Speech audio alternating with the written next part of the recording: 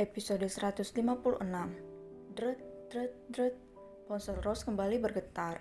Dia menolak panggilan itu lagi. Sungguh mengganggu momen menyenangkan ini, pikirnya. Ken menatap Rose yang duduk di sampingnya, tanpa gadis itu merasa risih dengan panggilan itu. Angkat saja, bisik Ken.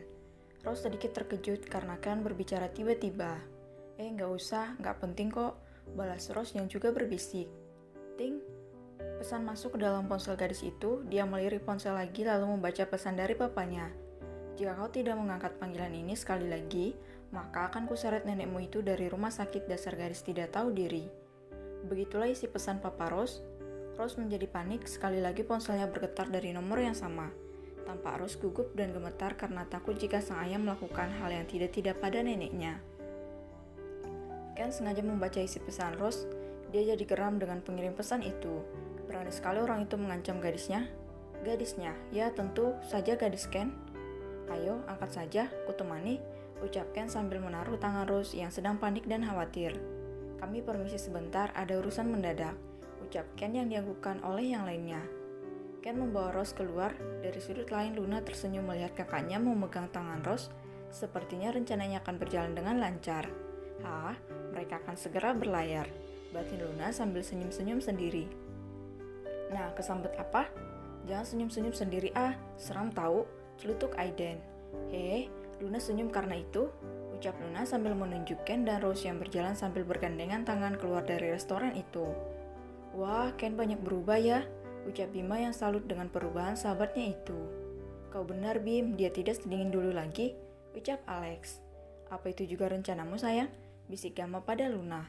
Tentu saja sayang, mereka harus bersatu. Aku sangat yakin kalau Kak Rose adalah pendamping yang pas untuk Kak Ken. Jawab Luna membalas bisikan istrinya. Kau hebat, ucap Gama. Cak Gama, dapat Luna, Mak sudah dapat Andin. Ken sebentar lagi berlayar dengan Rose. Lah, aku jomblo terus, rengek Aiden dengan wajah kusut.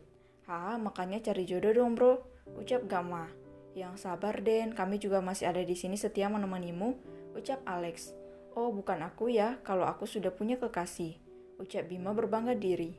Cak, apa kau yakin kali ini kekasihmu itu benar-benar tulus mengingat kejadian terakhir kali kau ditikung temanmu sendiri? Sindir Gama. Aku yakin bro, kali ini pasti benar.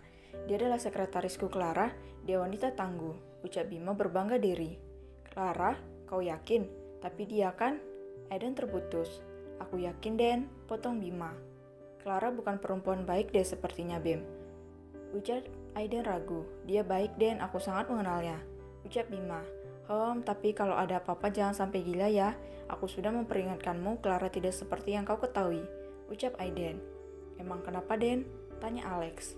Nanti ku ceritakan, ucap Aiden. Sepertinya kau sudah diracuni oleh perempuan licik itu Bima. Aku tidak akan membiarkanmu jatuh dalam pelukan wanita ular yang licik itu, batin Aiden. Sepertinya ada sesuatu dengan pacar Kak Bima. Nanti kutanyakan pada Kak Aiden. Aku tak mau kalau sampai mereka tersakiti, batin Luna. Wah, jadi tinggal Kak Aiden dan Kak Alex ya yang belum punya.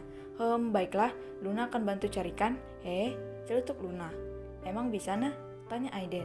Bisa dong, tunggu saja, ucap Luna dengan senyum menyeringai. Jangan yang aneh-aneh sayang, ingat kamu lagi hamil, ucap Gama. Ya sayang, balas Luna. Ayo anak-anak dimakan lagi yuk, ucap Luna pada ketiga anak kecil yang begitu serius mendengarkan percakapan orang dewasa meski mereka tidak mengerti. Sementara itu di luar restoran, Rose mengangkat panggilan ayahnya ditemani Ken di belakangnya. Halo, jawab Rose. Dasar anak kurang ajar, teriak Papa Rose dari seberang telepon, membuat Rose sampai harus menjauhkan teleponnya dari telinganya. Ada apa Pak? Tanya Rose. Ada apa? Mana uang asuransi nenekmu? Kenapa kau menjeroboskan mamamu sendiri ke penjara? Aku harus membayar mahal untuk mengeluarkannya dari sana, bentak pria itu. Aku tidak punya uang lagi, semua sudah habis diambil paman. Mau apa lagi kalian? Tak cukup kamu membuangku, bahkan sekarang harus memerasku. Aku tak punya apa-apa lagi, teriak Rose. Kali ini dia benar-benar marah pada orang tuanya yang selalu bertindak semena-mena. Ken terkejut mendengar bentakan gadis itu. Dia melihat tangan Rose mengepal dengan kuat, wajahnya memerah bahkan kedua pelupuk matanya sudah mengenang dengan air mata. Diam kau, berani sekali kau membentak papamu, ucap pria itu. Papa, Apa kau bahkan pernah menganggapku sebagai anakmu, Tuan Niko yang terhormat? Ucap Rose dengan nada marah dan penuh kesedihan. Diam kau dasar anak haram, bentak Pak Niko. Aku tidak mau tahu, kau harus menyiapkan uang itu sekarang. Aku akan membunuh nenekmu itu juga jika kau tidak menyiapkannya. Aku sudah di rumah sakit sekarang, ancam Pak Niko. Tut, panggilan dimatikan. Halo, jangan, nenek, bajingan, teriak Rose sambil menangis. Gadis itu berjongkok di atas lantai. Kenapa kalian tidak pernah puas membuatku menderita? Rose menangis terseduh-seduh, hatinya benar-benar hancur. Ditolak oleh orang tua sendiri membuatnya hidup bagai tak bernyawa. Kerja siang malam dilakukan sebelum neneknya sakit, namun semua penghasilannya dirampas oleh ibunya yang gila merek itu. Beruntung dia bijak, uang hasil bekerja di rumah sakit dulu dia sisihkan sedikit sehingga bisa membiayai kebutuhannya. Hiks, kenapa harus aku? Kenapa harus aku yang menanggung semua ini? Tangis Rose. Ken merasa sedih melihat Rose menangis terseduh-seduh seperti itu. Ken bersimpuh di depan Rose lalu spontan memeluk gadis yang telah mencuri hatinya itu. Rose masih menangis, dia benar-benar hancur. Hati kehidupannya sudah sulit, harus dipersulit lagi oleh orang tua dan keluarga tidak tahu diri. Sudah jangan menangis, ucap Ken sambil menepuk-nepuk punggung Rose. Rose tidak tahu harus merespon seperti apa, dia benar-benar sedih saat ini. Kenapa semuanya jahat, kenapa mereka harus menyiksaku seperti ini? Apa tidak cukup perbuatan mereka selama ini? Apa aku harus mati supaya mereka puas? Hiks. Rose menangis dalam rangkulan Ken. Rose, sadarlah, dirimu jangan berkata yang tidak-tidak, ucap Ken sambil menatap Rose. Hiks, saya tidak kuat Tuan, ini sangat sakit, ucap Rose.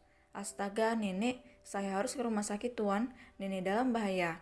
Dia akan memukul nenek lagi, ucap Rose langsung bangkit berdiri ketika dia teringat dengan ucapan ayahnya yang mengancam akan mengganggu neneknya. Tenanglah J, ucap Ken setengah berteriak. Rose terdiam, nenekmu aman, beliau dijaga oleh pengawal, jangan khawatir. Kita akan ke sana, hapus air matamu, siapkan dirimu menghadapi ayahmu itu, ucap Ken memegang bahu Rose dan menatapnya dengan tajam. Saya takut, ucapnya.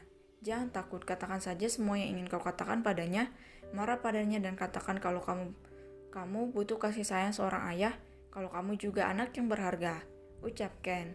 Jangan takut Jay, demi dirimu dan nenek, ucap Ken menguatkan Rose. Rose mengangguk pelan. Ken menarik tangan Rose dan membawanya masuk ke dalam mobilnya. Aku antar, ayo, ucap Ken. Tapi Tuan, saya bisa naik taksi, tolak Rose. Jak, tak ada penolakan, cepat masuk, titah Ken sambil membukakan pintu untuk Rose dan memaksanya masuk. Rose akhirnya menurut dan masuk ke dalam mobil.